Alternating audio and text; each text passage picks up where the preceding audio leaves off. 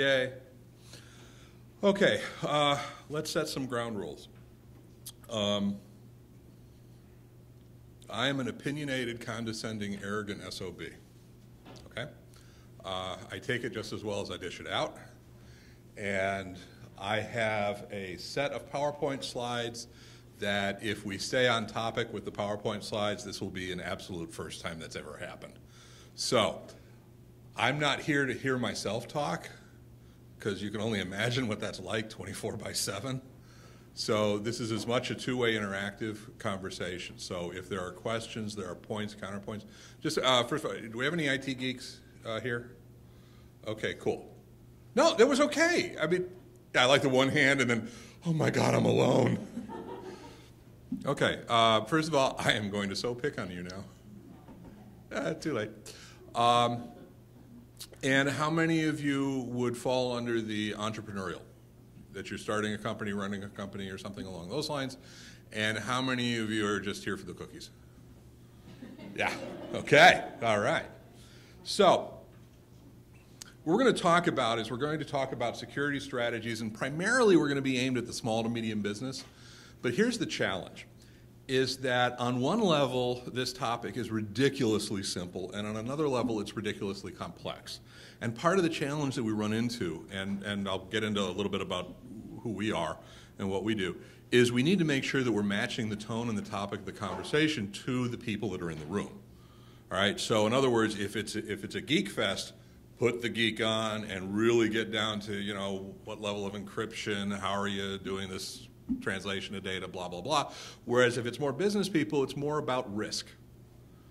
And really the key is, especially from a business ownership standpoint, you have to understand the type of risk. And this is not you can say, we never want to have a problem. Well, that's great, because so many of us really want to have a problem and are looking forward to it. The challenge is that you want to minimize the problems relative to the cost of minimizing them. And we'll get into that whole silliness. Feel absolutely free to interject thoughts, ask questions. If anybody knows any really good Broadway tunes, you want to belt them out, that'd be really cool. I like the Technicolor ones in the 50s and 60s. I have a soft spot for those guys, but anyway. Okay, this is our NASCAR slide. The company I'm with, I own, started, whatever, is Simplex-IT. Simply put, we are the IT department for small, medium businesses. And here's a bunch of slides that show the various things and awards we won. We just found out we won, we are now the 42nd largest, or the 42nd fastest growing company in our field, under 10 employees in the country.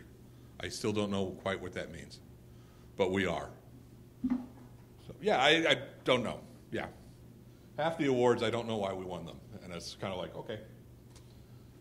So the question that we ask is when we talk to companies, and this will be about the end of the advertising, is we want to be the IT department for small and medium companies, and that is both strategically as well as tactically.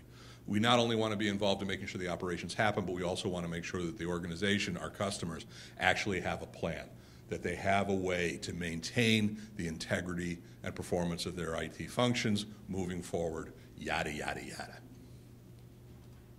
Okay, we also have two other practices, Simplex PM for project management, Simplex DBA for corporate databases, maintaining the integrity and structures of that. And here's one thing which, gosh, won't this be interesting. We actually do 3 webinars a month, and we also do 1 free lunch and hour a month. All of these are free. They're open to the public. They're in the handouts. I'm not going to go too much into detail. We absolutely invite anyone. Our competition goes to these things. They're also online, so you can watch them there. They're up on YouTube, yada, yada, yada. Okay, so I borrowed some of the slides from one of the companies we partner with as far as some of the details and some of the technology behind this stuff. Yeah, the ones that are kind of like this, just here's the information, yeah, I did those. And yeah, if you follow the handout, you're just going to get lost. So. Okay, here's one of the first things I want to point out. Data. And we're going to talk about the different types of data and all that kind of thing. And here's where I go, lounge singer. But if you take a look here at structured data growth, which is where we think about when you hear about the data breaches, like at Target and some of the banks and all of that kind of stuff. But you look at the unstructured data, which would essentially be documents, basically the data that's not following necessarily a particular application or a particular company. Look at where the growth is. Unstructured data is going ridiculous. Pictures, videos. Yeah, data, if I take a look at a corporate database, that would essentially be something that's very well defined. Applications go in to retrieve the data, to use and to manipulate the data. And usually, we password protect that, it's application driven, it's all that sort of fun stuff. The unstructured would be everything else. So like Excel is structured data? Excel actually would be unstructured data because what's inside the files is structured, but the files themselves are not. So my documents, the stuff that you store there, okay?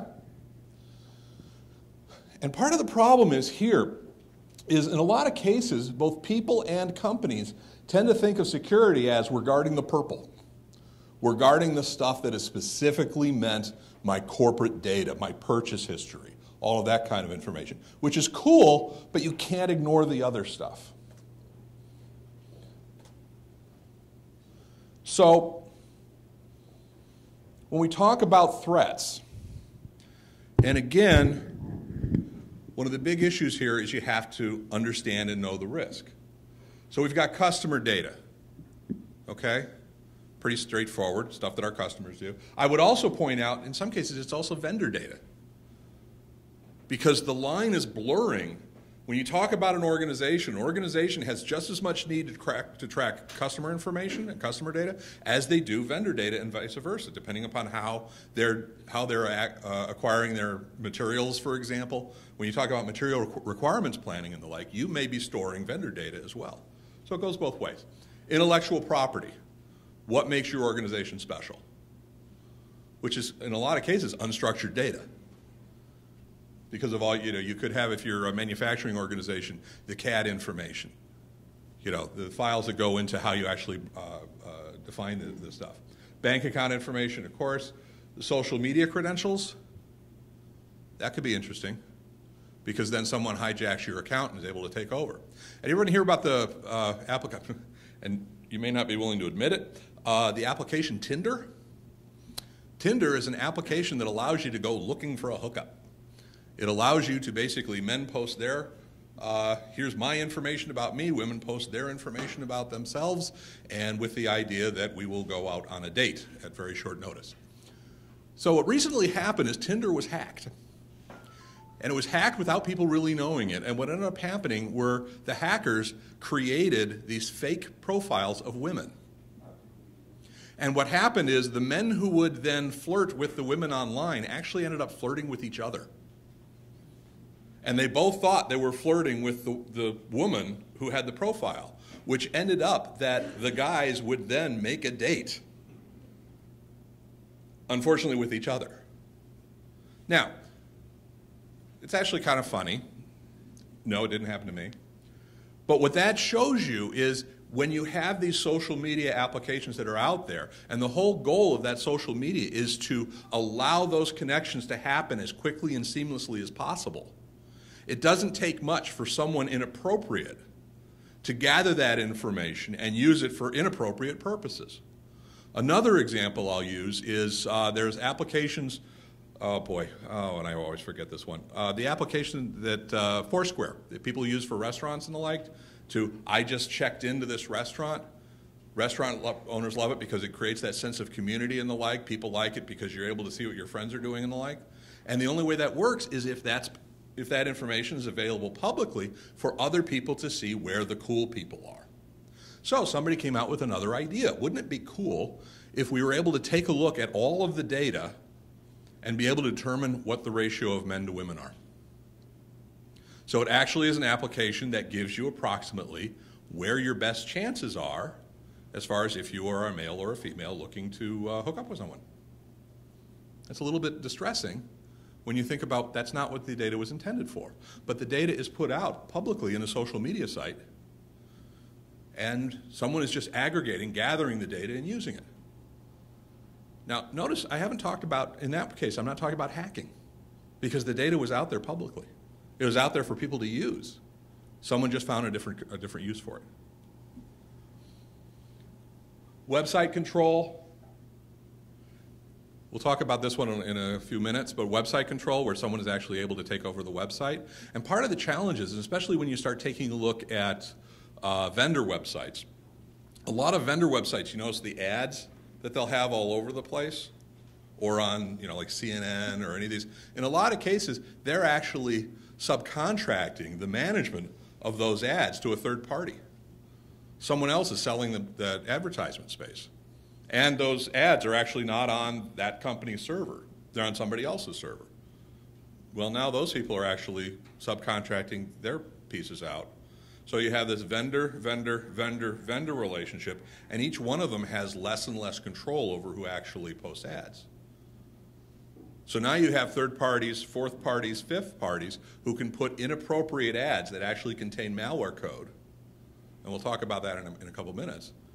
And the primary vendor, Sears, Target, whomever, has absolutely no idea and no control over that's going on, because it never passes their servers. You go directly to the other guys.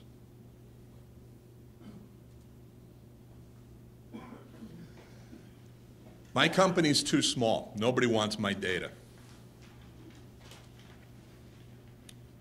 Well, here's the problem with that. About a year and a half ago, do you guys hear of ransomware? CryptLocker? Okay. I got one yes, one raising hand, and one mm-hmm. So I've got about as many communications of affirmative as possible. No one's just gone binary and go one. Okay. So here's the idea with ransomware. Somehow, we are going to have an exploit. So a piece of code is going to run on somebody's computer. And this piece of code is not a virus. It is malware. Antivirus doesn't protect fully at all against malware. But what it does is it then runs out and leaves your programs absolutely alone. It doesn't do anything. But what it does do is it takes a look at all of your data, all of your documents, all of your PDFs, your docs, your Excel files, all of them, and encrypts them. And encrypts them in a way that no one has figured out how to break. And then it basically puts a lot of little reminders all over the place that, hey, if you pay our ransom, we'll give you the code, we'll give you the key. And here's the thing, it's a good business model. That's the scary part. That is the absolute scary part, because their delivery of the code is cheap. They do it by taking advantage of exploits like you haven't updated your Flash or your Java. We'll get into some of these details. But it will do that so they don't have to pay any employees to manage or monitor. It's all automated. And what they did was they have a good product. You can't decrypt it without paying the ransom. And by the way, it'll also nuke your backups if you're connected to them. It's a good product. It's reasonable prices. They don't ask for $1 million. They'll ask for a few $100 based on how much data they've encrypted. So they're going to actually price to compete with the alternative of losing your data.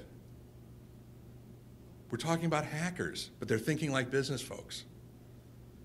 Plus, they had problems when they have a site, and you pay through Bitcoin, which is anonymous, and they had problems with their servers not being powerful enough to handle all the transactions they had, so they upgraded their servers, because customer service is important.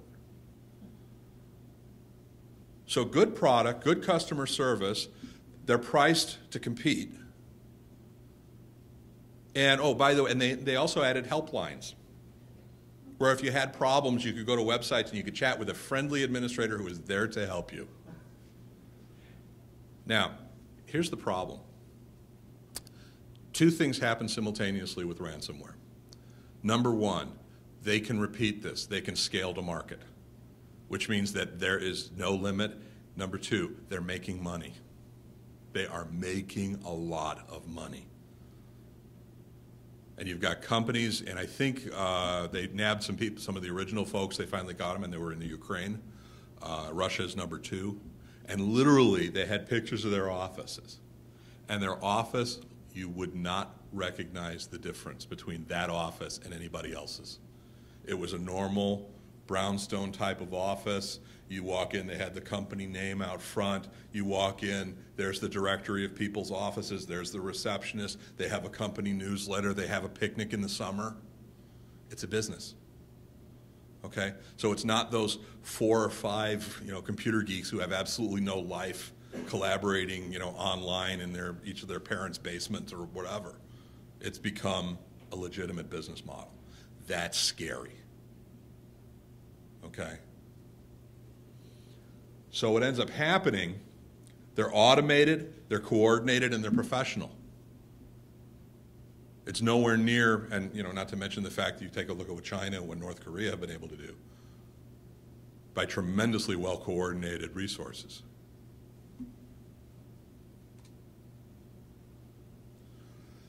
So then we take a look at, yeah, we've got all this stuff, blah, blah, blah. So let's switch channels for a little bit. How many of you have one of these? Before you answer, it's also a phone. So here's the thing.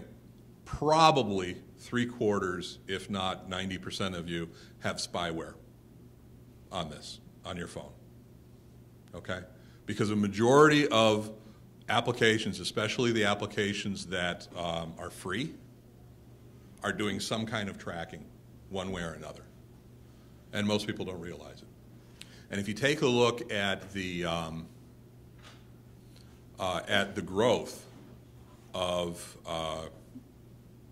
people talk about like for example, the holiday sales. If you look at it, the majority of the growth of the holiday sales, they come from these. 2 or 3 years ago, nobody bought through these. We shopped. We did a little bit, we looked, but nobody, you wouldn't buy on your phone.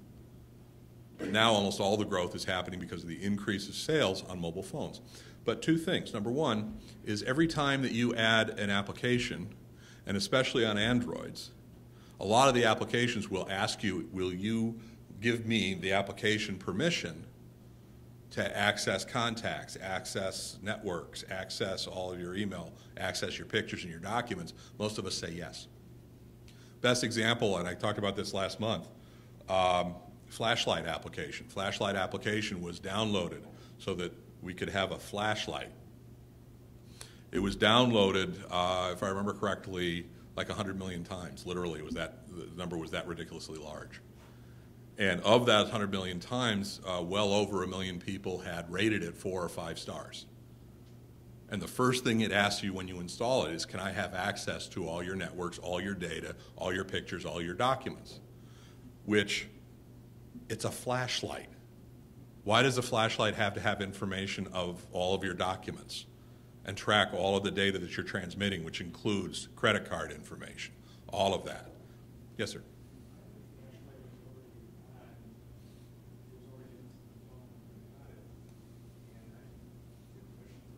Cool.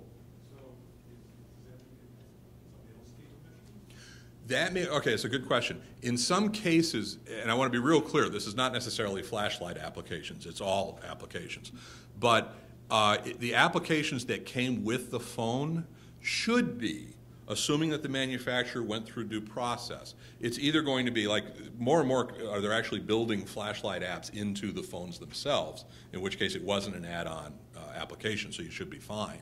Or they vetted the company that provided the software, so you should be fine. But let me give you another example. Had an Android phone, and I was, we'll call it working out, doing a track, oval track. And I was just listening to music on my Android phone. And after about doing 2 laps, it came up, a pop-up ad came up and said, do you want to buy a pedometer? Think about that for a second. Now, I had installed almost no software on that thing because it wasn't my primary phone. But the system could tell by tracking the GPS that I was moving in this direction, albeit very, very, very, very slowly. Okay? And based on that information, dynamically, it's called situational data. It took a look at the data based on what I was doing at that point. It determined I must be exercising, or the odds are pretty good. And there was a relationship with a manufacturer, or probably distributor, of pedometers that, hey, I'll pay you X number of cents if every time you see that situation, send data down to that person as a pop-up ad. Okay? Now, situational data is great when you're in a situation that you might actually be able to use or act upon information. It's justifiable. But we're going to get more and more services that are using that information, not necessarily in the ways we want to. So, 300,000 unseen files each day.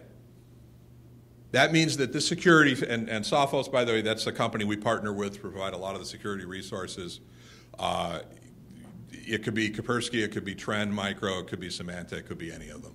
But that's how many different files, different infections are tracked and have to be, or we want to protect against. Yes, sir? No, just out of curiosity, on phones, if we really never download anything, like you said, you didn't download anything on our phone, or if we remove a file, will it stay there? Let's say you download an app. Normally, if I've had 2 apps that can we track, you might say no. Right. If, let's say, you said yes, but then you delete that app, does that stuff stay embedded out of curiosity, or no one stay embedded? Most of it should be. But here's the problem, is that when you uninstall an app, in a lot of cases you're depending upon the uninstallation routine written by the guy who wrote it in the first place. Okay? So if that person has already written something malicious, just like with a virus, they're going to make it difficult to take it off. Now, in some cases, or in a lot of cases, the devices, if we talk about Apple devices or Android devices, are kind of dumb, and that works in our favor in some cases. Like, for example, iPhones. iPhones, the apps can't talk to each other. It's just not smart enough. So you're less likely to get that kind of behavior in an iPhone. Android phones, Android apps do talk to each other very nicely, which is great for applications that you want to synchronize data and you want to share the functionality, not so much on the security side. Windows is Windows, strangely enough. So you've got, actually the code for Windows is a subset of the same code that runs on the desktop and runs on the tablets and servers. And in Windows 10, it's even going to be more so. And here's the other thing with Windows. Just like Apple, the biggest reason that Macs were protected from viruses, because nobody was writing viruses for Macs because nobody was using them. The same thing is protecting Windows phones. Okay? Nobody's using, and I have a Windows phone, by the way. Now, there are third-party apps that you can get on phones to actually protect, and we'll talk about the phone protection in a couple of minutes. Is the BlackBerry better? BlackBerry has been the best. BlackBerry is the most secure product that nobody buys. To give you an idea, when you take a look at the percentage of installed devices fourth quarter, truly the BlackBerry had 0%. But is it developed so better that if you buy it, if people start buying it, it's still more secure? Yes. Yes, the BlackBerry is by far and away the most secure device. Now, the Androids and to a lesser degree the iPhones have been catching up because this is becoming more and more of an issue. And the problem with the BlackBerries, the latest BlackBerries, I'll be honest, I have not looked at the last ones, the latest ones. The latest BlackBerry is kind of an exception to the rule, but the BlackBerries were losing on traditional functionality that we want from the devices. BlackBerries weren't following up on that. They were hanging their hat on, we are secure.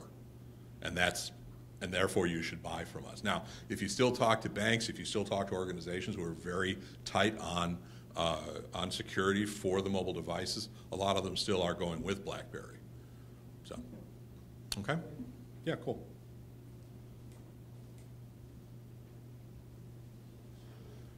Okay, Malicious URLs.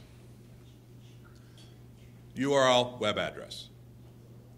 So that's how many sites, how many URLs are generated each day, one way or another. And you remember how I said in a lot of cases you have good servers, good websites that end up subcontracting or subleasing, whatever you want to call it, advertising space, and they don't even know to whom? And so people are coming up with more and more ways to get this stuff out there. And one of the most common ways to take advantage of your system actually is through Java and through Flash.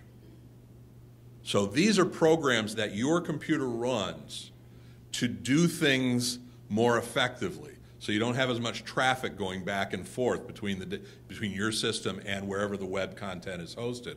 Well, that works against you just as well as for you. The against you would be someone sends code to be run on Java or through Flash that actually is detrimental to either your system or your site. You have to keep Java, keep Flash especially, those two guys. Keep them updated or disabled, one or the other. And by the way, for those of you, there's actually a site, and for end users it's free, because one of the other things that also shows up is it shows up as, hey, I've got an update. Let me update your Flash for you. Well, no, that's actually the malware. There's a site called Ninite, NINITE.com, which is a great site. It's free for consumers, or you can pay a few bucks a year for it. And if you just get the free version, what you'll do is you can run their utility off their website, and it will go and update all of the stuff, Adobe Acrobat, Flash, Java. It'll make sure that you've got the latest legitimate version. It's a Ninite, NINITE.com. And we use this for our customers so that we actually, because there's a fee-based version, so that we actually push down the updates. You know, every 2 or 3 weeks, we'll update all of the pieces, parts that need it. And that way we're not asking end users to make the decision on whether something needs updating or not.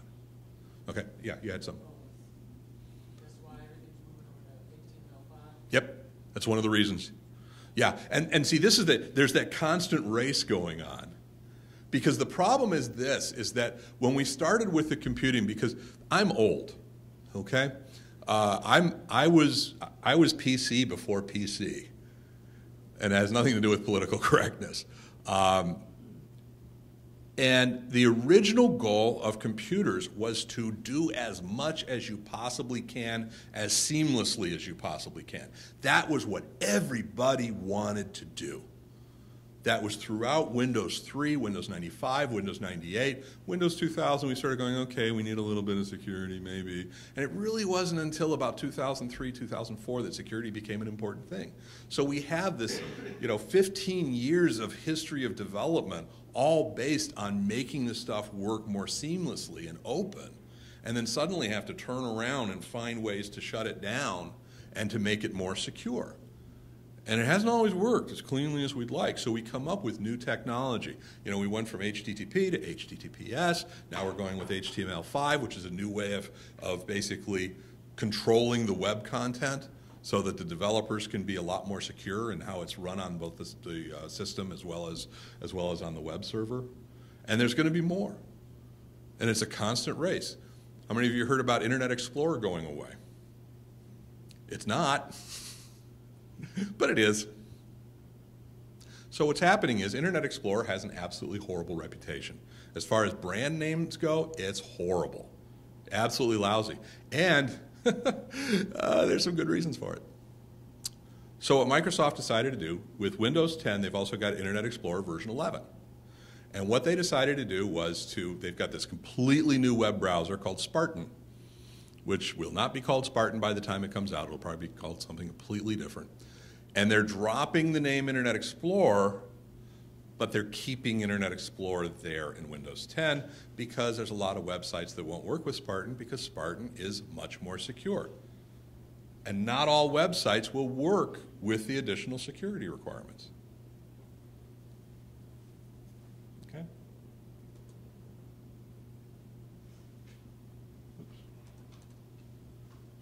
So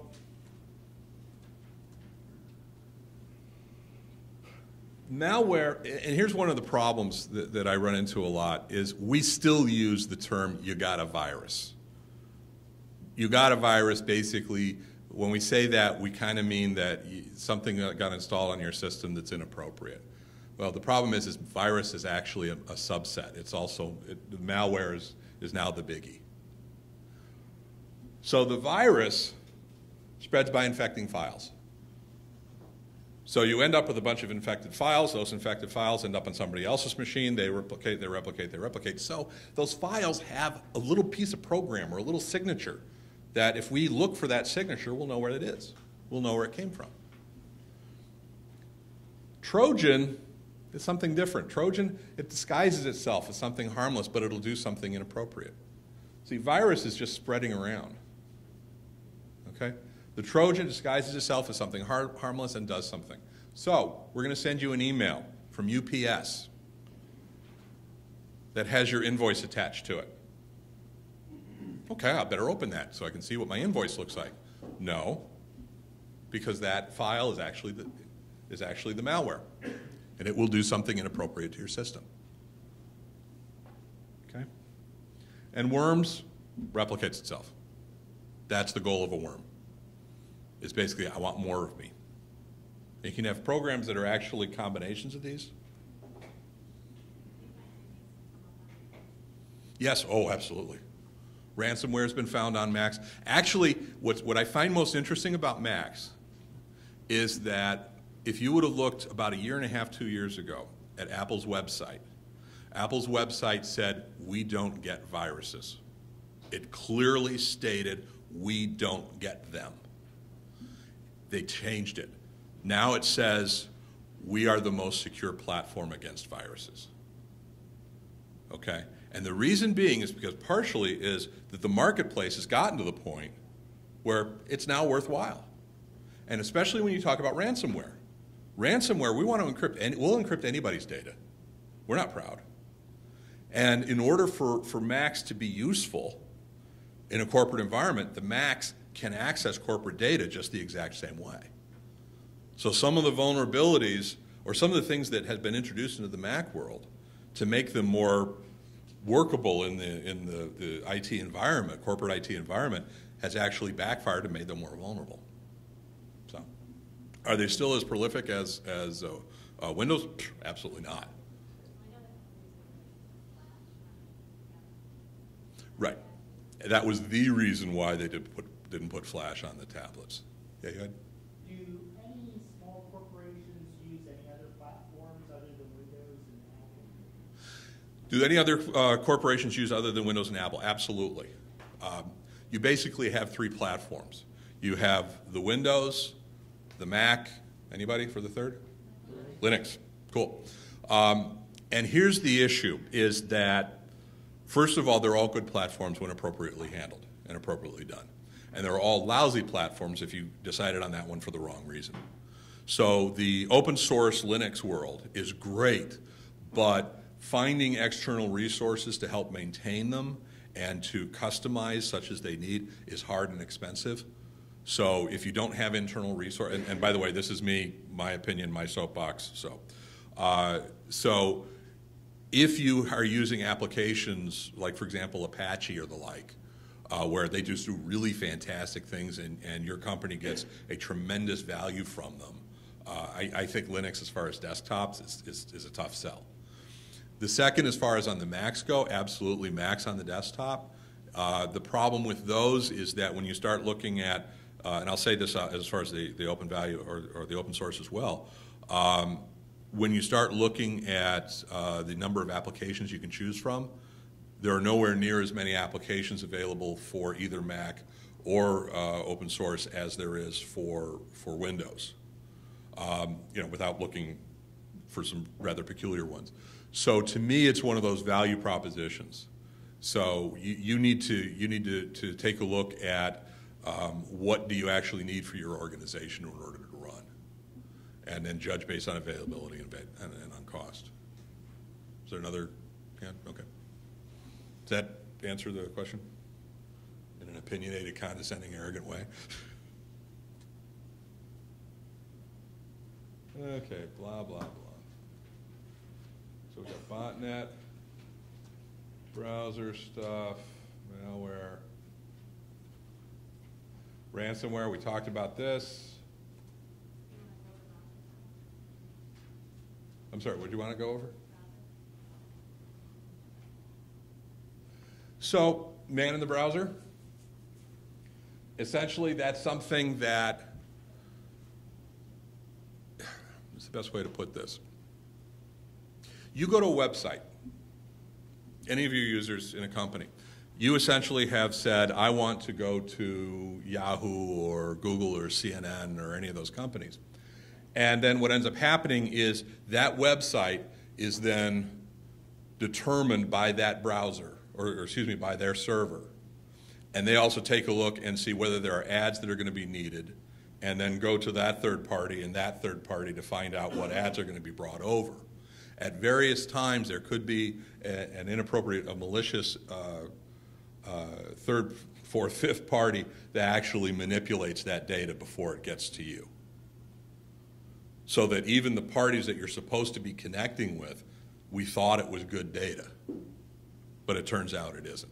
And usually when you've got injections, so you've got injections where it actually is putting malicious code inside the data that you're retrieving. Does that help? Okay. Malware that installs other malware. One of the things that happens a lot on that, and this is a little bit of an exaggeration, but is when you go to install product A, and because they like you, they will also install product B, C, and D. And are these malware? So for example, how many of you have ended up with ask.com as your default browser and search engine, and you don't recall ever saying you weren't asked? Okay, that's because something else you downloaded had a checkbox, often either hidden or clicking means no and not clicking means yes or something. So it installed this additional information. Now, is it malware? Because you said yes. You said go ahead and install it, and it really did say what it was going to do. But it takes over your browser. Now it's going to optimize your queries, which means it's going to gather all your data. It's going to send you to vendors and to sites that it wants to send you to. And it's going to do so with a cheerful smile, a nice icon. Is that malware? To me, absolutely. But in the strictest sense of the word, not really. And that's another reason why I like Ninite, because Ninite removes a lot of those options by just installing the updates for you automatically. Okay. Yada, yada, yada. So one other thing I want to bring up about phones, because I love phones, is one of the things that happens is we're concerned about data usage, okay? We want to watch out for how much, our data plan, we only get so many gig. My first computer had 16K of RAM. And there were 4 terminals, and all 4 users had to use 4K each. When my parents were telling me they grew up during Hitler, the Depression, all that, I grew up with punch cards. So, anyway, but one of the things we look for was we look for a data connection. And we look for that free. We want to find that unsecure data so that we don't have to actually put in a password. Because if we don't have to do that, thank goodness. But here's the catch, is that if you go in and you put in and you memorize that account, that wireless account, so you don't have to connect to it each time, you automatically do, because you're saving on data. Any time you pass a wireless network with that name, just the name, your device will automatically attach to it. So if you go to McDonald's a lot, obviously I do, if you go to McDonald's a lot, they have the ATT Wi-Fi, right? That's the name of it. So if I go ahead and I go to Best Buy for $150, I go buy a Wi-Fi device. And I put a little tracker PC put a little bit of tracking software on it, and I name it ATT Wi-Fi, then everybody who has that recognized will connect to it when they get in range. And any data that is transmitted, I will receive that data and be able to decipher it and use it. And you won't know unless you check to see which wireless connection you're using. Now, think about that for a second. Now, let's put our entrepreneurial hats on, our employer hats on. We have more and more companies, more and more employees who are using these things to do business, who are communicating valuable customer data. And those people are using the free wireless networks, and we probably do too. And by definition, that means that anybody who wants to can connect to those devices. It even gets worse than that. You can go in, and there's actually a series of videos called War Biking, W-A-R-B-I-K-I-N-G. It literally is a guy who rides his bicycle through cities with wireless detection equipment, seeing how many people connect to him. It's hilarious. He's done it in San Francisco, in London, in Vegas, all that kind of fun stuff. And the number of people who are automatically connecting is ridiculous. And we probably are doing it too. Yes, sir. Sure. Yep. So here's all the stuff that we have to deal with. We can't. And here's one of the things that's going to be happening. It's already starting to. It's called surrender. You're actually going to start seeing some of the security companies surrender to the ultimate that people are going to get infected. They're going to get hit. And instead of preventing, and they're still working on preventing it, but they're now going to be working as hard on containment. Okay, did you? Your opinion on something. I think I heard maybe a few months ago that the FCC fined Gateway Properties because they put some kind of blocker in their building so that instead of the people using their own devices to use Wi-Fi, they had to pay the hotel money to use their Wi-Fi. And the hotel's argument, which was losing, that lost their argument against the FCC, was we're not money hungry like everyone says. We just wanted to make it the safest building out there. What is your opinion? Do you think was that any part of it, or? Whenever somebody has to say, has to basically start out by saying, we're not looking to make all this money, we're really being nice, then, okay, so how much of this money you're going to donate to some charitable cause that, has... So here's the issue, is that when a hotel implements any kind of that wireless service or the like, it's free money from that point onwards. Anybody who pays the daily subscription, it's money, it's free, it's great. So if those people are instead using their Wi-Fis and connecting that way, they lose out on the money. And they actually made 2 points. One is they want us to have the best experiences we can, and the other was that they didn't want the signals from these things interfering with their signals. Both of them are a load of hooey. Are they legitimate? Yes, but as legitimate points go, they're dying of loneliness. All right, these are examples of hotels who want to make extra money, but you've got a number of instances of that same sort of thing. So why does a restaurant put in free, unsecure Wi-Fi? Why not require people to have passwords? Because passwords encrypt the connections. Because what? Well, they collect the data, but also, do you want to mess with that? Do you want to have to go and explain to each customer why, okay, no, the password was changed, we changed it from last week, or, yeah, your laptop is running really, really old technology, and so we can't update you. I mean, these are people who get upset when their French fries are cold, And so it's one of those where we want, as customers, we want that ease. We don't want to worry. We don't want to think. We don't want to have to deal with this. And we've shown that by connecting to McDonald's and memorizing the connections, okay? By accepting the fact that, you know, if I download and install a flashlight, they need access to my network codes. We are the laziest people, you know, in terms of security. So, but this is what we're dealing with.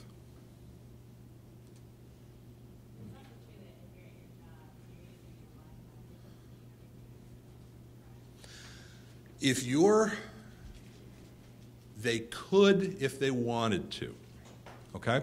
And absolutely, that's a very good point. I mean, quite honestly, from my standpoint, here's my rule of thumb. If it's electronic, it's not private, period. There is some way, if somebody wanted to have access, if somebody wanted to see it, and if you're using someone's resource to accomplish something, that someone has access to it. So if I go to a customer's site, the odds are I'm going to use this for my wireless. I'm not going to use my tablet or my laptop or whatever, or excuse me, I'm not going to connect to their wireless. I'm going to go direct. You know, am I hiding anything, or no? I don't want the mess. Okay. Similarly, yeah. If you now, this is as much a policy and procedure question. Is are they looking? Are they actually looking at your data? And this gets to a question that you had earlier. There are encryption services that you can get, and these aren't free, but that's because you're getting a value for them that will essentially encrypt everything that comes out of your device, no matter where you're connecting to or from. So what it is, it's an agreement with a third party. So this is, okay. This is the third party site over here. Excuse me. This is the third party site over here. And even if I'm at a restaurant, what'll happen is, even though I'm going over to a website totally across the planet somewhere else, it will create a connection between here through the wireless at the restaurant to this site and then encrypt everything that goes back and forth. And then communicate from here to wherever else I'm going. And what that does is, with that one service basically means that everything I do here, no matter whose network I'm on, and if somebody's sitting here and doing packet sniffing and looking at, they won't, it's encrypted. So it'll be protected. There are several companies that do that. The company we work with, Sophos, is one of them. So, and that's basically mobile encryption. And the nice thing is that unlike in some cases, your encryption, you have to wait for the other site you're going to actually do the encryption. In this case, it doesn't matter whether you're going to an encrypted site or not. It's encrypted. So that's an example of the type of services that are going to start becoming more and more prevalent out there. And they're going to be prevalent for mobile devices because we've got meaningful data that's going across here. Yes, sir. I've heard of similar, if not the same type of things, where it somehow makes the network think that you're in a different country than what you are, so that you can see what is actually going on. Like if you were in China, you could make it look as if you were in America to find out information that you couldn't normally do. Is that, here, at least here in the U.S., is that 100% legal? Legal, absolutely. From the standpoint of they're using a technology. And these technologies are not illegal. Now, what are they using it for? That's the question where the legality comes into play. And this is part of the problem. I mean, it's kind of like the examples I used earlier of how people were using social media for nefarious purposes. The technology that they're using isn't necessarily bad. What they're doing with it isn't necessarily illegal, but certainly from a morality standpoint, there's questions. And the problem is then it becomes a question of what did the person use it for? You know, it is so easy to stalk somebody.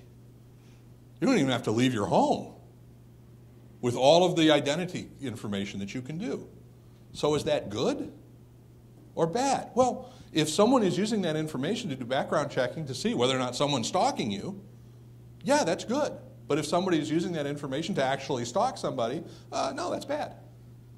And unfortunately, the vendors get away with well, we can't control what our customers do with it. We had them click, there's a checkbox that says, I'm not evil. Click. Well, apparently they misread it because they were evil. And unfortunately, as these services mature and as all this information becomes more and more all over the bloody place, it's gonna do nothing but get worse.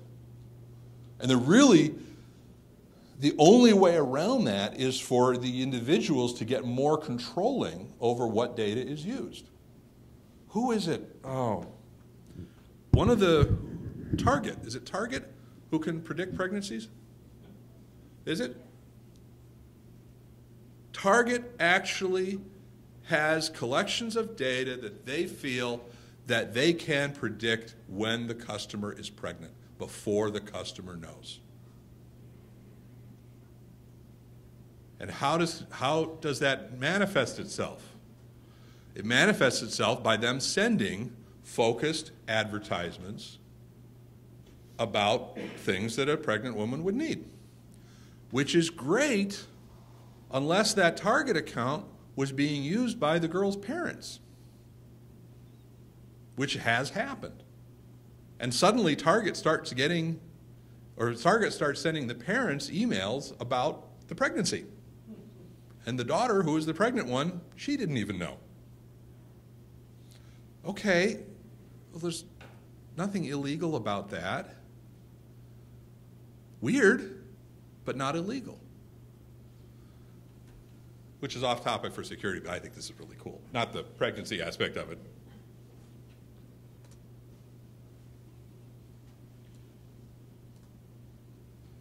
So, when we talk about automation, in this particular case, this is bad guy automation. They can come up with these things automatically. So it's dynamically being updated. New signatures, new attacks, new malware types, new this, new that.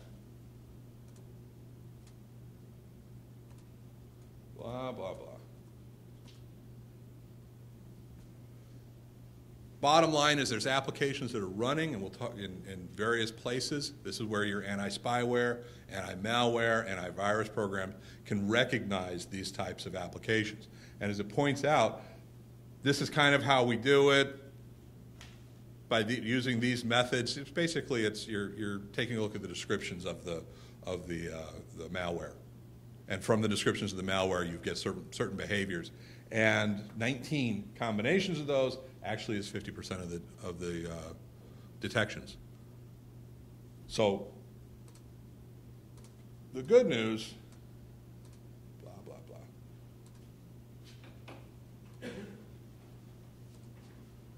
I'm not going to go over all of these kind of things. Sure. Okay. Email. If you want to send encrypted emails, so your emails have hacking services, there's free encrypted email service. Here's the thing. If it's free, there's a reason. Okay? And I'll be honest, that's my main answer. There are some services that'll do that sort of thing, but I mean, why is software free? Goodness of the heart? No. So you basically got two reasons why something is free. Either number one is it's a loss leader. They want to get their name out there and get known and all that kind of fun stuff, so you'll buy their real stuff. Or number two is because they're gathering value somewhere else. Google. Okay. So I have not looked into whether there's any free encryption, but by and large, I would not trust it, sites that if they said they were. So, okay. So here's the thing. If anybody, and this is one of those things where we're putting together, because we're completely putting our heads around security in a totally different way over the last 6 months. And instead of security as a product, like here's your antivirus, here's your this, I'm now looking at it as security as a service, where here's the whole breadth of things that we apply to our customers. And part of the things that we're going to be doing is having user education, okay, where we actually sit down and talk with the users at gatherings and the like at our customers about some of the behavior, both the behavior of them as well as the behavior of the malware and the viruses. Because one of the things, we're still opening emails. My favorite was, I was CIO at, I'll say the company was Patio Enclosures. I was CIO there for about 14 years or so, until about 2002. And everybody remember the I Love You virus? A particularly nasty virus where the email came with the subject, I love you, and an attachment. And we got hit by it on the first day it was out. It's called a 0-day, so our antivirus didn't have a chance to get caught up. And the vice president of the franchise division, whose name's Bill, got an email from the vice president of manufacturing, whose name was Dave, got an email from him saying, I love you. Didn't find it suspicious, which led to some interesting conjectures. But one of the best things that you can do is you can just tell people. Attachments don't, attachments from unknown people, you don't open them. If it's something that's really worthwhile, you can contact them, you can go online, you can do whatever. So as an example, I got a Chase fraud alert email on Saturday, and it turns out it was legitimate. All right? How do I know it was legitimate? Because I went to the Chase site, I logged in, and I took a look at the alerts that they had. But I didn't open the attachment. Actually, they didn't have an attachment, but I didn't look at the email itself. Yeah, yeah. How easy is it for someone to disguise their email so it actually is the right address for UPS or Target or whatever to send you Cool. Good question. attachment? How easy is it? Here's the thing. I should have started out with this one statement. Security is about two things. It is about authentication. It is about authorization. Everything in security is about those two topics. Authentication. Are you who you say you are? Authorization. Now that we've established who you are, you're allowed to do these things. Period. That's it. Class over. So when we talk about emails, the question becomes one of authentication. Is the email from the authentic? Well, when you send me an email, that email goes from your site, wherever you send it, however you send it, possibly up through a server that you have control over, goes through the internet, the webs, to the servers that are my controlling, and actually some firewalls in front, and then to me. Each one of those stages has the option of checking to see the validity of what you purport to send me. Now, you're a bad guy. We can tell. So when you send your stuff up, we know your server it's gonna let it through because you want it to. My firewall can take a look at the email, the end of the address, the domain, the UPS, you claim it's from ups.com. But it can then do a reverse lookup and say, no, you didn't come from a server that was responsible for ups.com. I'm blocking you. So your server actually knows the address of the UPS server? Of the UPS email servers, yes. Okay, if UPS sets up their servers properly to communicate that information. Okay? Similarly,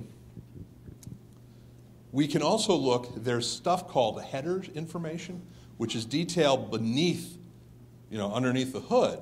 We can also check to see whether or not the email address you sent matches that information in the header. And if it doesn't, you're impersonating somebody. You're gone. Okay? So it's kind of like, can someone break into somebody's house? If all they're doing is that, they really didn't lock the door, they just shut it tight, yeah, it's easy to break in. And each additional step or stage that we use for security makes it that much tougher. It's the same thing here with this situation.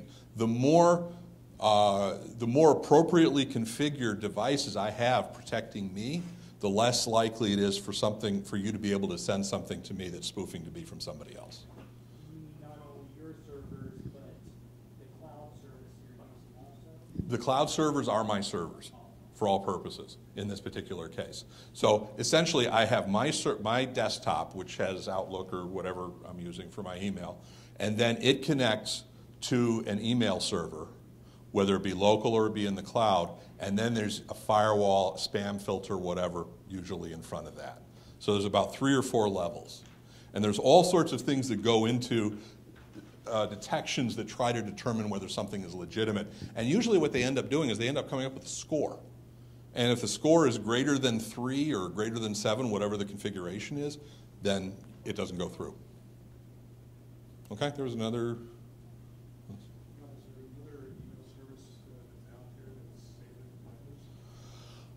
Is there another email service that's safer than the others? We are a Microsoft shop, so we like Office 365.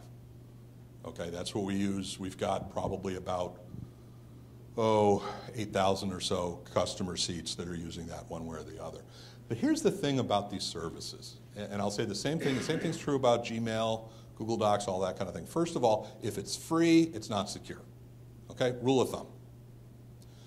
Number 2, if you configure it properly, it's secure, or at least a lot more secure than if it isn't. We have run it, and people ask me all the time, well, I don't know about putting my data in the cloud. Is it more secure than what I've got? Well, it depends. If what you've got is poorly configured, then yeah, it's a lot more secure. And if you're using something up in the cloud that is absolutely free, doesn't cost anything, and it's cheap as spit, then your stuff locally is secure. It's just a different level or a different layer of technology. And you had? You have a friend? What's it like?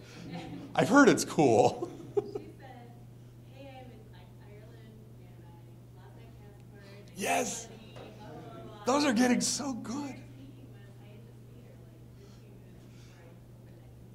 She wasn't there. Which tells you that's how fast you can get to Ireland now. What happened is that now what people are doing is they're hijacking other people's email. And a lot of you may have seen it where you get an email from someone, hey, look at this, check this out, and a link. Okay? But in this case, what they did was they actually sent an email from her friend purporting to be in financial trouble overseas. And please send me money. Okay? So you're saying you didn't? Okay, I'm just checking. Anyway, but it was, they had hijacked her, Right. Well, and actually, they didn't necessarily hijack her email account. They briefly got access to her address book so that they got her email address, a list of the addresses that she spoke to. From then on, they didn't need access to anything of hers. Oh, they blocked her out too? Oh, that's cool. Well, maybe if you sent her some money, she would have been fine then. Cool. Is there other question or comment or the like?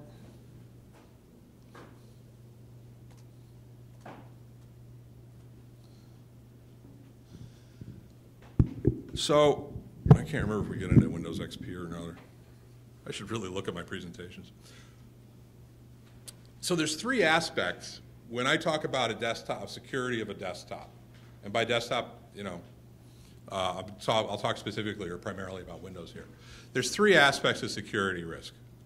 The first one, and we talked about this, are the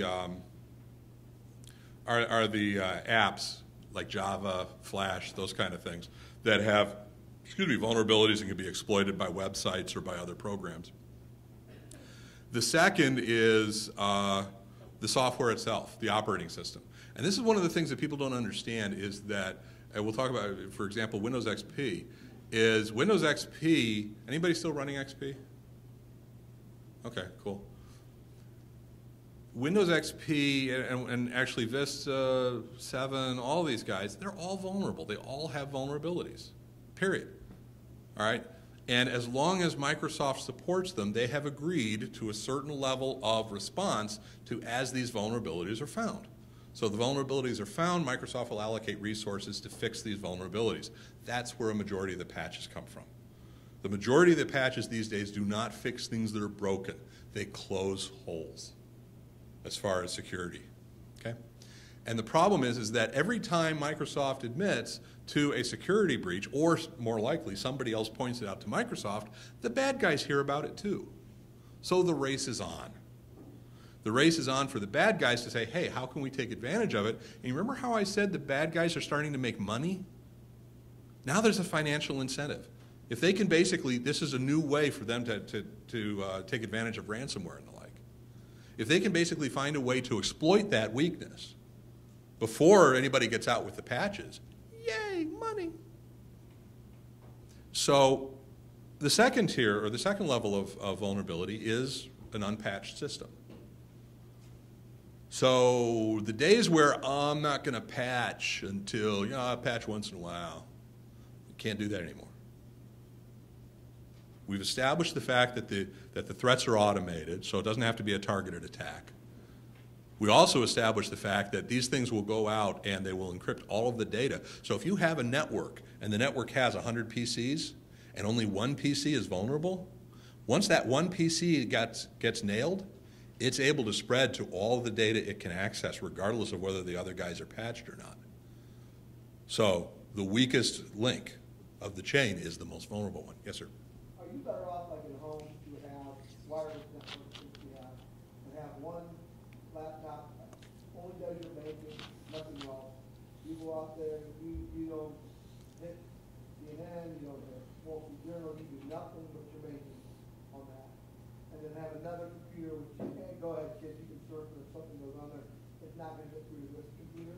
Okay. I was going to say no, that's overcompensating until you said kid.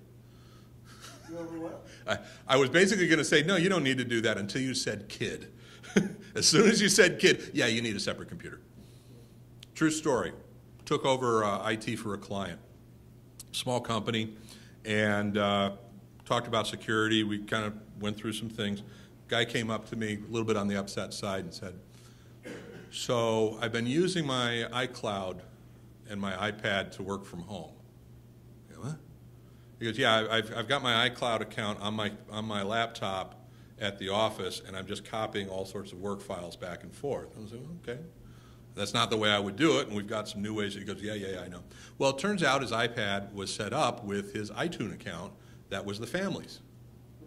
And who else knew the iTunes account? His son, his 14, 15-year-old son. And who owed a favor to a couple friends. So he shared that password information to a couple friends who then found out that you can really store a lot of data in iCloud, and that includes porn. So all of a sudden, his laptop started getting synchronized with porn. All right? And this guy, first of all, absolutely nice guy, absolutely no, at least I'm buying the story, absolutely no intention, ill or otherwise, clearly. But what ended up happening is that chain of control, that chain of ownership of the credentials that was necessary to synchronize the data, he lost control of that. And by losing control, he was suspect to whoever that information was shared with. Now, similarly, as a business owner, as soon as you give credentials to your employees, you have now given up that chain of control. All right? And if you are letting employees do work over the cell phones, over the mobile phones, you have surrendered that chain of ownership. Okay? Then, when they are connecting to unsecured wireless networks, they have surrendered the chain of ownership. And the problem is that in each of these cases, the person is just trying to do their job better. Okay, not the 14-year-old kid with the porn, different story. But in the case of everybody else, the goal is productivity. Yay! We want you to go out and do things. We want you to be entrepreneurial in terms of things that you can do to add value to the company.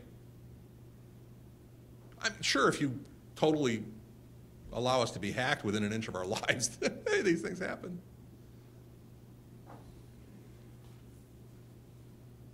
So that's okay.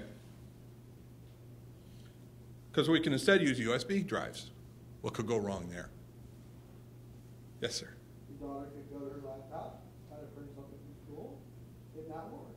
Middle of the night, grab your laptop, plug it in because she needs to print it for the morning. Crack your laptop. You got one of those too? Yeah. So she wakes you up at 2:30 and says,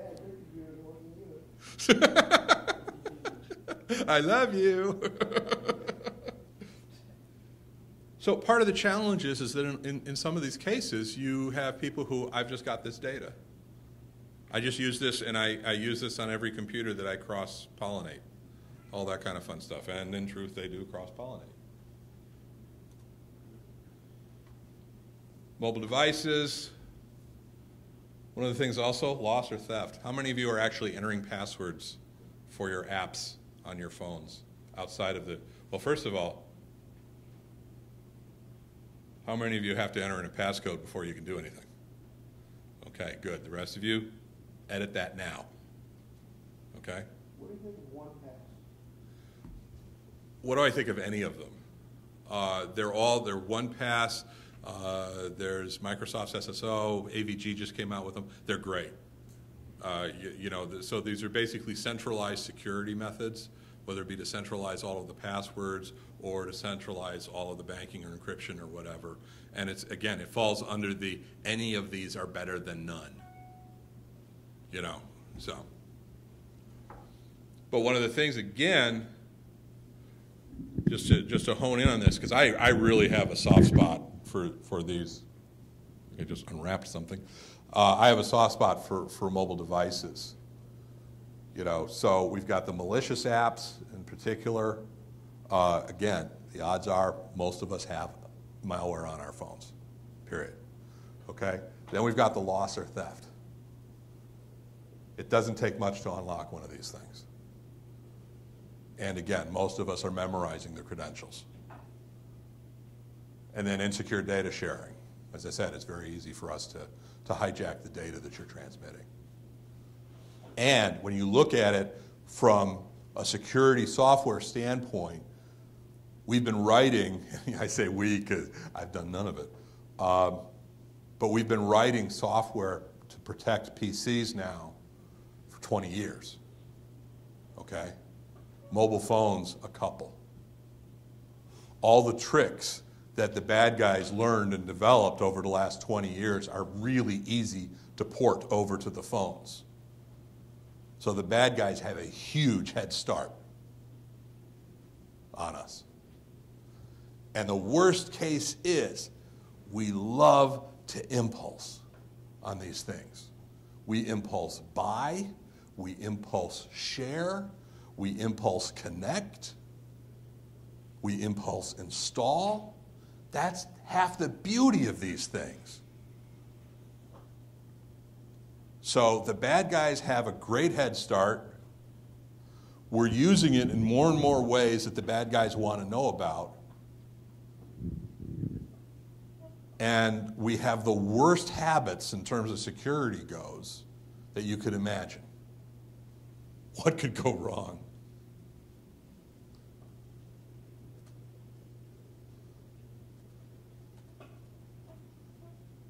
So, strategies. What do we do about this? First of all, we reduce the attack surface. What's an example of reducing the attack surface? Reducing the attack surface basically says we've got this device and we're going to make it harder to get to. So, I kid you not, there are some companies who, for their Windows XP machines, they put super glue in the USB slots. Because now no one can put a USB thumb drive into there. They reduce the attack surface. You cut off internet access so it can't go to bad websites. You take away the local admin rights. They can't install software. These are relatively simple things. Block the vectors of attack. This would be an example, and it's a little bit of a different one, but you make it so that only email can only come from this direction or from this site. This is more on the organizational side. Detect and block malware. Malwarebytes, antivirus software, any of those things. Stop data from leaking out. This is a weird one. That's basically where you recognize that it got infected and you just shut it down. You shut it down so it doesn't communicate with the rest of the world. And you're going to see more and more technologies that are going to take that attack, or excuse me, to take that strategy in terms of when it comes under attack, because they can't protect the attack, but they can protect the result. So remember that example I gave where you have 100 PCs or 100 machines, one gets infected, doesn't matter what happens. Now it's going to be one gets infected, boom, that one is shut out. How? Because we recognize the behavior of the data, the behavior of the system, and we recognize that to be inappropriate. If all of a sudden it starts communicating with servers in the Ukraine or in Russia, we know that's not appropriate, so we shut it down. Do we know it's infected? No, maybe it's not. But we're going to have certain criteria, and when it reaches that criteria of behavior, we're just going to assume. So we're going to block it. You're going to see more and more approach of that type of approach. Okay? Yes, sir. Blocking of the camera. Yeah, we can do that.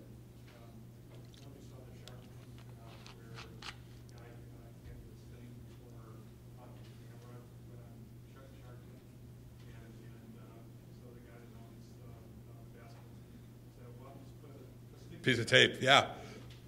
Yeah, and that's the thing. And yeah, so part of the problem is we've got these PCs which have all these functions, and they're controlled by software. Well, if they're controlled by software, they can be controlled by software. Let me give you another example. So the camera is one, and yes, a piece of tape. You truly want to protect it, put a piece of tape over it, you're protected. You know. Toilets. I love, this is one of my favorite security story. Apparently in Japan, there is a huge market for intelligent toilets. I kid you not. And one of the things they did, so you literally can choose your music, what temperature you'd like your seat, however you want to interpret that at, the functioning of the bidet, what perfume you'd like, you know, all those kind of things, and you can control it through an app on your Android. So one of the most popular manufacturers in Japan, this is a $3,000 toilet with a Android app that communicates through Bluetooth. And each toilet comes with a security code. You need to know the security code in order to connect to the toilet. It makes sense, you know. And the code is 6666. You cannot change it. So if you know a friend who has this kind of toilet, or perhaps more importantly, an enemy, you can connect into their toilet and override the bidet. I can't think of a more personal attack. Now, we laugh, but here's the thing. You see and you hear the ads, the Internet of Things. And you see all of the companies who are rushing to market with these devices that will be on a network and will not require direct human intervention. And the rush to get them out to market means that people aren't thinking these things through. I'll give you another example. You know that commercial where the guy, apparently the son and the daughter come to the vacation home, they say, hey, where'd you guys come from? Oh, we stopped at the home. Did you turn all the lights and everything off? Oh, yeah, we did. And the guy said, sure you did. And then you see this clip of sequences that just tell you these people are the most idiotic people in the world. They seem to turn everything on and turn nothing off, which I'm more concerned about how they were driving than anything else. But he's then able to just click, click, click, and everything turns off. Now, those aren't intelligent devices for the most part. Those are intelligent power strips, surge protectors. And for the most part, those are running scripts, which are easily hackable. So what you do is you basically, if you can connect to that network, you can send a script that will turn things off and turn things on. And I will tell you, as a witness, if you do that fast enough, it will blow things up. So the guy who was demoing it blew a lamp up. And I do not mean the bulb popped. I mean there were flames. Because the AC went on and off so fast, it overloaded the device. okay? The company that produced that surge protector was out to get to market as quickly and cheaply as possible. Okay? Here's part of the challenge. By the way, what time do I go to? Because I'll just... The library closes at 9, so. And You're wrapping up though by about 8:30. okay, cool. Oh, great. Is there anything on the previous slide that you wanted to go over? This is stuff to take a look at. So, for example, Malware 101, Sophos, the threat report. Essentially, these are basically some good tools. One in particular, the Naked Security blog, is a really good blog dealing with IT security. It does so both from a technical standpoint as well as some good management examples of stuff that's going on. I think these are good resources. They're not overly geeky. So these are good spots to start. Thanks. Okay, so why aren't we all secure? Because we really should be. And here's really where it comes down to. There's an old a Russian saying that I love. It's a short walk to the church. It's cold outside. It's a long walk to the bar. I'll wear a jacket. Okay, if people want to do things, they will do it. If they don't want to do things, they won't. And you know, the two things I always get into with companies is WIFM and NIMBY. All right, anybody know WIFM? What's in it for me? Absolutely. And NIMBY? Not in my backyard. Wow, 2 for 2. So WIFM is essentially that people are not necessarily going to embrace negative change, something that makes their lives more difficult. If it doesn't, there's not a benefit for them. I don't know. NIMBY is, oh, you're not going to do that to me. And when we talk about balancing risk and security, is we've got threats. So we want to mitigate the security risk because you can see the emergent threats are becoming more applicable to you and your organization. Are they? Yes. Because the threats are becoming common enough and they're becoming to the point where it's not they don't know where we are. They don't have to know where you are now. It's automated. The bots will find you. The odds are most of us have been attacked in the last 2 months. All right? If you actually took a look at the logs on your firewalls, I will give you odds you got hit over the last couple months. Everybody does. I would say there's 2 kinds of people, those who've been hacked and those who don't know who've been hacked. Absolutely, it's a good point. And I used to say that there were 2 types of people, those who have good backups and those who have never lost anything by lack of a good backup. The only people who were doing backups were people who lost something previous. Then later on, the only people who had antivirus were the people who got hit by viruses, the only people who had firewalls. So you've had this whole, as the threats emerge, the people with the experience of the threats are the ones who implement kind of solutions and the like. So the other reason to mitigate is result of security evaluation. And by that, I'll also say you may have some requirements, SOX, HIPAA, or the like. There's a couple others as well, where your organization requires you to have strategies in place and pieces and parts in place. Okay, and in some cases, you may not be required for SOX or HIPAA, but you're a vendor to a customer that is. Okay. And then new business model offerings. Well, by that, what I mean is in a lot of cases, companies may start with one business model, but they're going to change. The most common to this one is if before our customers never really, if they had a question about an order, they called us. Okay, now we're actually going to create a website where our customers can go and they can see what the status is of their orders. Okay, well, if we're going to do that, now we're going to be sharing data that's on our local network, and we're going to be sharing it with people on the outside. That's a connection. We need to be careful. We need to be more secure. So these are some of the reasons why you would want to do. You'd want to mitigate your risk. You want to do something about it. On the other side, why would you accept more risk? Desire to use new technology. In some cases, the newer technology is brand spanking new, and they haven't developed security for it. Google Glass. Okay, Google Glass, the eyepiece. We actually had 2 Google Glass Explorers. I hate the name. at Simplex-IT. I was one, and we had another one as well. Security really wasn't a big issue. We have one at the library. You have one at the library? We have two. And you know what happened with Google Glass?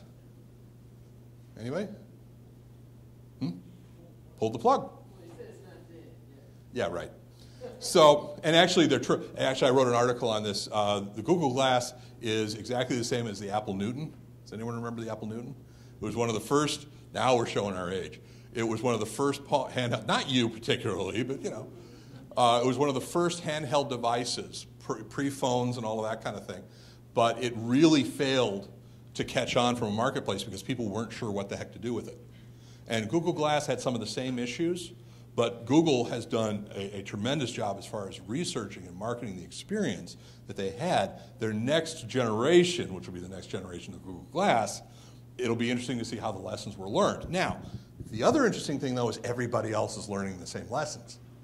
You know, they don't have the direct experience. Everybody heard Microsoft, was it HoloLens or Holo? Microsoft has their glass, except what they're doing is, and this will be introduced later this year, is actually it's a set of glasses that you wear, and it will actually superimpose 3D images as part of your visual field. So you would basically be able to have where I would see someone standing right in front of me here, and then talking to me. So it's going to be it's a very different approach as far as wearable computing. But I'm curious to see how that's going to end up looking. In any case, so changing security landscape, you know, we see something that's different that we're going to actually allow the risk because it's not worth us investing the money or the like. And then potential business benefits. You know, we're going to give people this access to this information. It's going to increase our security risk somewhat, but boy, the benefits are ridiculously out there. So if you ask people, too much risk, appropriate balance, security too stringent, they're all pretty much wrong, relatively speaking, but. So here, security self-assessment. And this is useful whether you're talking about for a company or for yourself. And I'm a firm believer when we have conversations with customers in the Goldilocks method. Is it, you know, too hot, too cold, or just right? And you have to have, these are conversations. There are certain conversations that businesses need to have with business ownership. You cannot let the geeks decide this, okay? That's kind of like you have guards posted outside and you ask the guards, are we secure?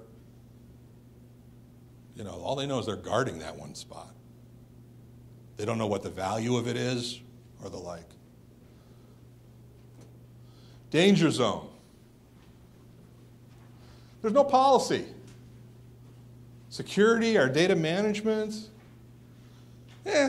what happens, happens. And we're not training anybody on security. So an example of that, let's say we live in an apartment complex. In the apartment complex, everybody gets 2 keys. One key is to their apartment, and what's the other key for? The outside door. Everybody gets an outside door key, so that only people who belong to that organization can get into the building. So you're sitting there, you walk up, you open the door outside, you're about to go in. 10 feet behind you is someone who's carrying a whole bunch of grocery bags, terribly overburdened. You've never seen them before in your life. Do you let them in? If you let them in, congratulations, you've just let the terrorists through. Okay, well, I don't want to do that. So I'm going to shut the door on their face. I am not going to let them in. You heartless jerk. Now, the problem is by not having policies in place, you're allowing your employees to make that decision. Because both of them are right, circumstantially. In the first case, we let them in. We're cooperating. We're helping each other. You know, if that person's a good employee, then we just helped another employee. We made them more efficient. Yay, us. Reverse, not so good. The reverse is essentially we just, blocked somebody from being productive. We were the obstacle. Don't go to that person. That person won't help you. So you want to remove that kind of fear and that kind of rampant, who knows what it's going to be. Depends on who you ask and when. Employees are allowed to bring their own device without any restrictions or inspection. So we've protected everything in the company. All the computers are locked down. They've got all sorts of updates. They're patched. And then somebody brings in an iPad and we let them connect to the network. Or somebody brings in their own Windows laptop or whatever. And it turns out they are infected 8 ways to China. But they use that to work on company stuff. Well, if you just allow that to happen, or someone's connecting to the network using an unsecured data line that's not encrypted. In which case, all the other stuff, The third one, we install anything, anytime. I'm not going to go through all these points. If you have any questions. People. They're annoying. Really annoying. So,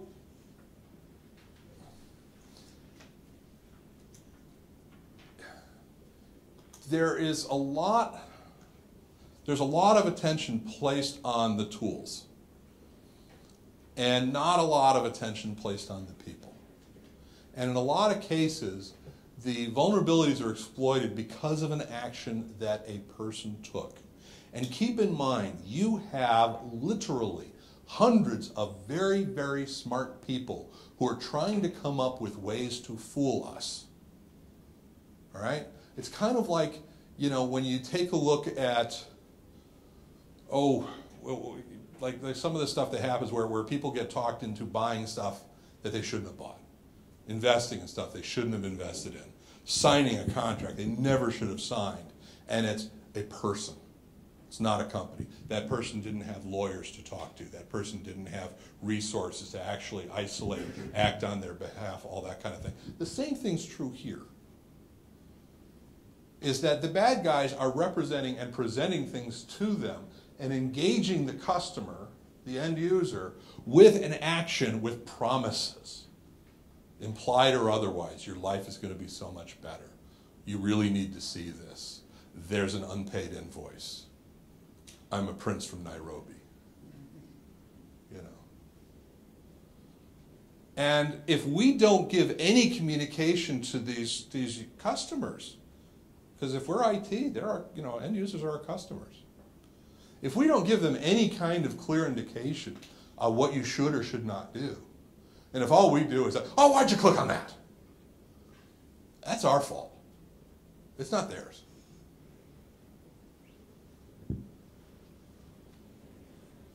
And part of the challenge here, and I'm going to pick on manufacturing because I think they're the poster children for this situation, is IT, especially during the economic downturns and the like, is IT was viewed as a minimal investment.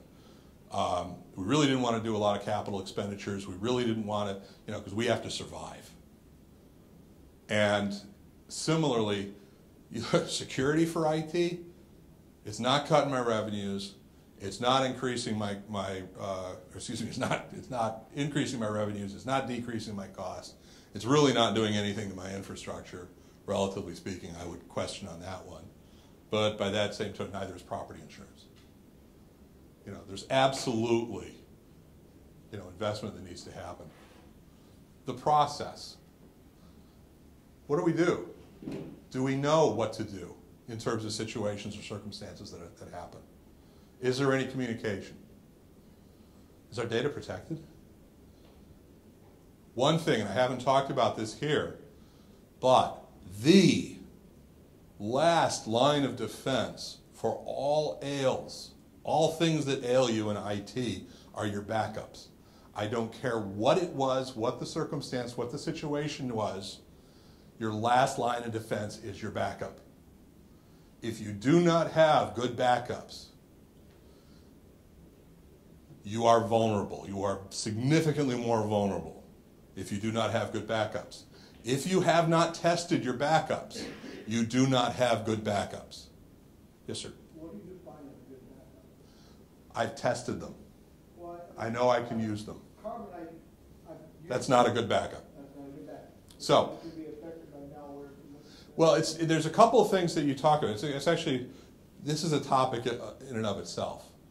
The reason you need a backup is because something happened, and I need to get something back that I no longer have. Now, that something happened could be something as simple as I lost a file, I overwrote a file, I made a change that I shouldn't have made, whatever. In which case, that's very contained, very situational, and relatively simple. In those kind of situations, yeah, Carbonite's okay. Now, we can take that up further. I lost a file 3 weeks ago. I lost a file 6 months ago. A file was changed, but I'm not sure which one. I don't know where that file was. I didn't lose a file, I lost a server. I lost the entire server, I lost the hardware, it's completely gone. I lost the building, okay? And you can kind of see that the impact in terms of business operations increases. Now, hopefully, the likelihood goes down.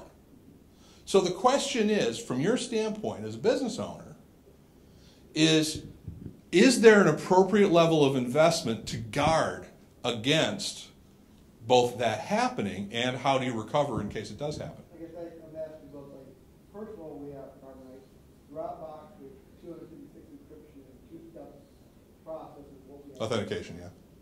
So maybe there's a difference there. There's a difference, but I would still say the problem with Dropbox and Carbonite and all those kind of guys is they don't help me get the server back up and running. And also, Carbonite and Dropbox are very focused as far as what data they protect. And often you'll find that companies, oh, we didn't back up that folder or the information on that computer. So the question that I usually ask is, first of all, is if you lose a piece of software, a device, a function, what's the cost to the company per hour of downtime? Okay, so if we lose productivity on the shop floor, take a manufacturing company, then we are losing this much in cost, and we are losing this much in revenue per hour, ballpark. So now we've got what the value of an hour of downtime is. And then what's our recovery point? How far back can we recover from? We do backups every hour. Cool, then 59 minutes is our top in theory. And then how much time will it take us to get back on operational? Now, with a Carbonite or a Dropbox, you're still talking hours because it doesn't help you in a hardware outage. So you see what I'm saying? So it's one of those things where there's not a simple question, but there is a simple process. And it literally is one that if you let the geeks do it, we're going to decide what those costs and what those values are. And it's one of those abdication. It's just the same thing as when we talk about the risk assessment. You know, the geeks should be able to define the risk. They should be able to help minimize the risk. They should be able to budget it, all that kind of fun stuff, but they can't value the risk. That's the key. And the one thing I found in so many cases is where clients have abdicated that risk assessment and the risk acceptance, they've abdicated to IT guys. And part of that is our fault because we don't talk clearly enough, or we just wanted to do it anyway because we know better than you do.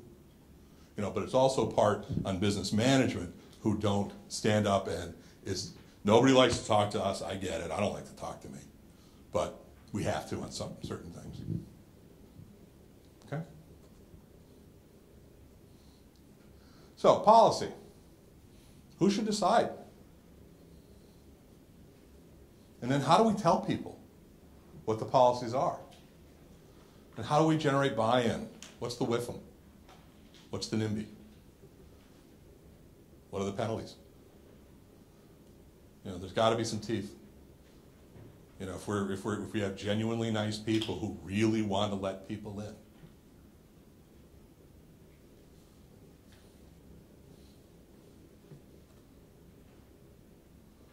Backups, backups, backups. Again, I cannot stress enough, an untested backup is not a backup, it's a hope. Okay. Encrypted, that means that it's protected. If you put it up in the cloud and it's well encrypted, no one's going to mess with it. Minimal access. You don't want people to be able, so for example, the ransomware encrypts backups. The ransomware threat that I was talking about earlier, ransomware will encrypt backups. So if your backups are part of your network, it'll actually encrypt that too, so you can't recover from your backups. And then off-network. You keep your backups on your network, you don't have off-network copies, then it's vulnerable. Anything from just a good old-fashioned electronic pulse, down to malware, hacker stuff, all that. Cool. And we're just about at the breaking point. So can we do this? Well, first of all, any questions that I haven't really gotten to? They're probably, because I'm all over the place, as I told you. Yes?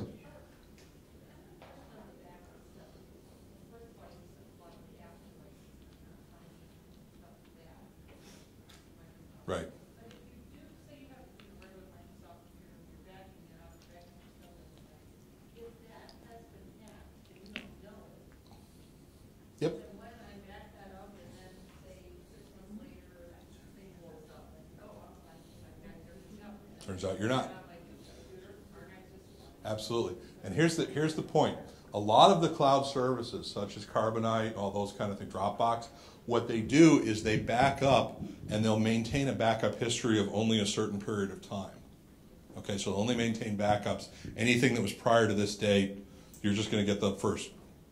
Our strategy, if we take over a client on January 1st, 2012, as of today, I can restore from January 1st, 2012. We maintain that level of backup security. So, and for that exact reason, because we don't know. There's no way for us to be able to fully tell or promise that that's right. I mean, it's very unlikely, but there's that one file.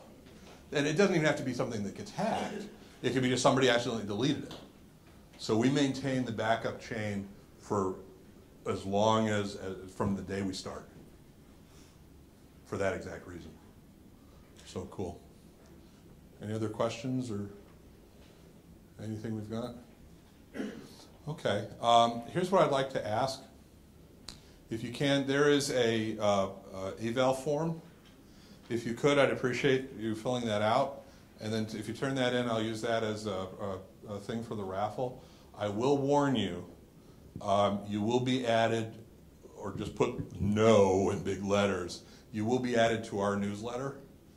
We do a newsletter to about 2,600 people in the area. It is not, it's about as sales as this is. But this would tell you about the events we've got going on. For example, last month our luncheon hour was on Windows 10 and Office 2016. This month, what is it on this month? This month I think it's on evaluating corporate data. But we also have one on project management, one on database, corporate data, and one on Microsoft Office. All of these are free, they're open to the public. And like I said, this is as far as we get as far as sales, pitching this and all that kind of fun stuff. Is this useful? So I kind of went all over the bloody place. What a shock. And I'm happy, I still have some stuff that I was going to talk about, but I don't want to keep people who are polite. What type of stuff did you use that's not Okay, I'm sorry, stuff that are Apple-based. There actually are some third-party backup tools for Macs. One of the first things that I look for, or excuse me, there's two types of backups. One is where you back up the whole computer, and the other one is where you back up only pieces and parts. So for example, if you're looking for the pieces and parts stuff, that's one where Microsoft's OneDrive, which is part of Office 365, that works relatively nicely.